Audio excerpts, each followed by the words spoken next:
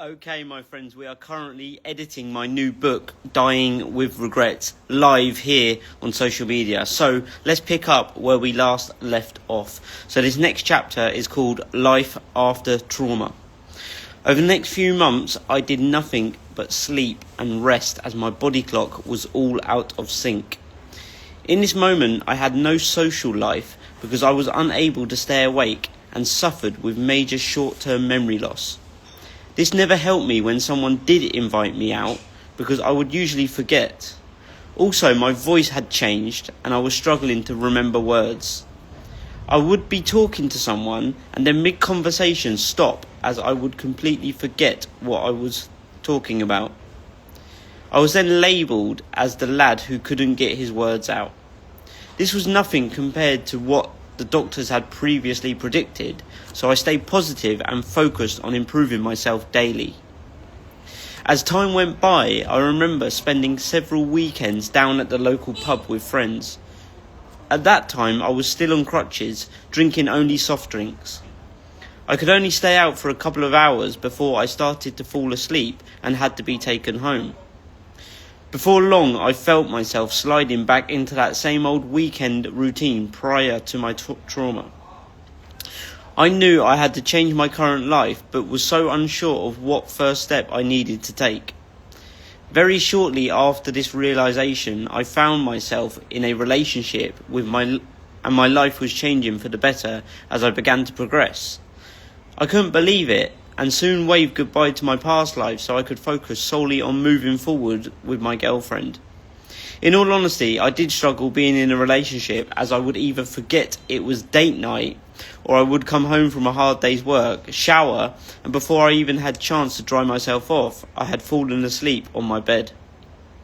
Looking back, I was so besotted by this relationship that I never gave myself any time to recover from my trauma. I had just boxed up and buried everything that went with a trauma injury just like this. And I pretended like it didn't even happen. I'm not actually sure that my girlfriend truly understood the severity of my injuries due to the attack, or if she was aware of any of the ongoing side effects I still had. And I wasn't even sure if I had given myself enough time to get over the ordeal. In this moment, I did not feel confident trying new things, and I really enjoyed the feeling of comfort and safety. I feared literally everything after being attacked. However, putting all this to one side, we went on to have a great relationship, and throughout our relationship, my partner would always give me that little nudge I needed to try new things. She also introduced me to world travel, which I found fascinating, and we went on multiple holidays to different destinations all over the world each year. My life felt like it was now better than ever before. Next chapter. For now. In a few years into that relationship, we had a huge decision to make, which was whether to quit our jobs, sell all of our belongings,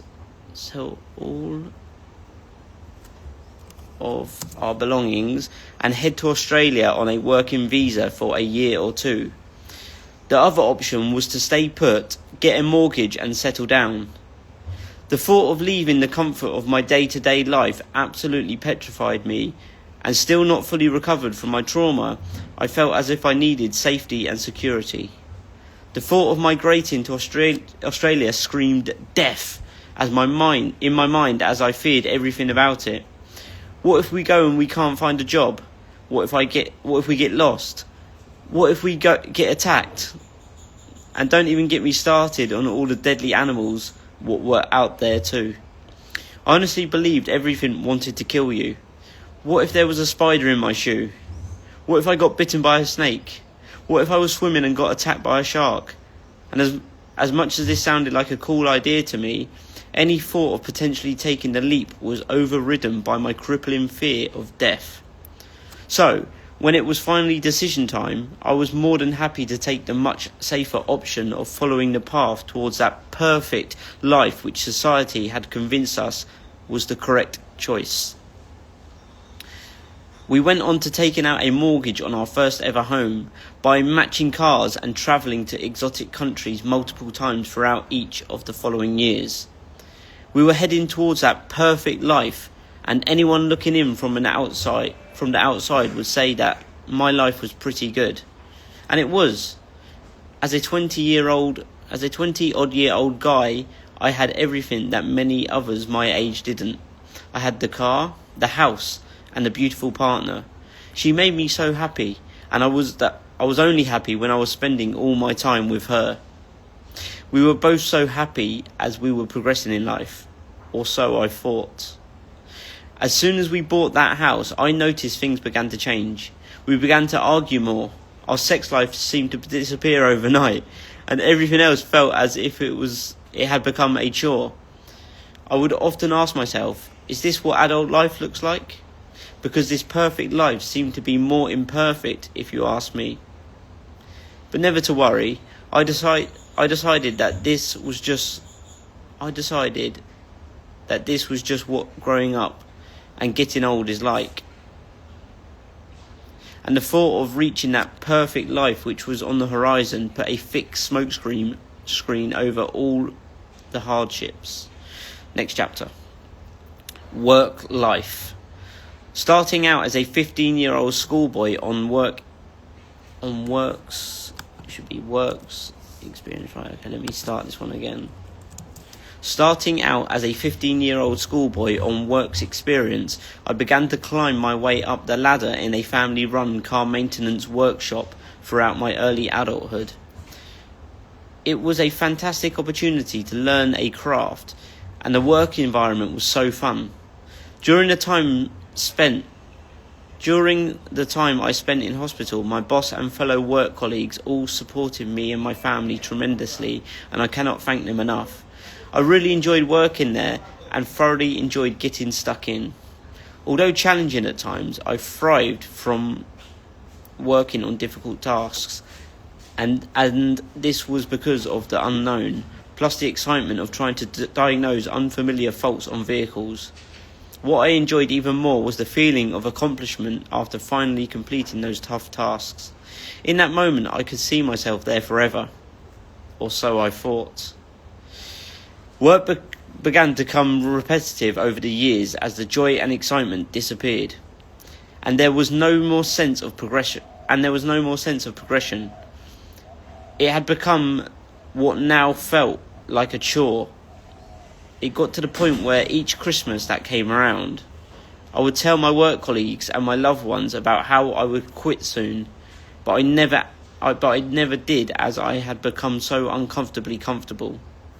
Not only that, but I also had a car, holidays, and a mortgage to pay for, and because of this, it seemed like there was no way I could ever quit my job.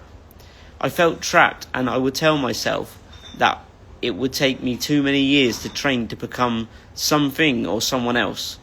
Besides that, what else did I even want to do? This was the reason I had trained as a car mechanic at school in the first place, because of the uncertainty and lack of clarity for my future intentions. I was brought up believing that being successful in life was to own your own home, and if you had a huge TV plus a fancy car to go with it, then even better. I once believed that these materialistic items were what made you happy, but the truth is, no car, no home, no job or person will ever make you truly happy. And I mean ever. Sure, these things can add to your current pleasure in that specific moment, but these things don't and won't last forever. The reality is, you could crash the fancy car. Your home could somehow burn down. You could be fired from your secure job, and the person who you love may not even be there tomorrow. So stop looking for happiness anywhere apart from within yourself, because happiness is homemade and it's a choice. I was living a life where every day seemed to be like a groundhog kind of day. I woke up to go to a job that I no longer enjoyed, just to pay for a car that would take me back and forth to the place I didn't want to be. I was living my life on somebody else's terms and conditions, and had been doing so for many years prior.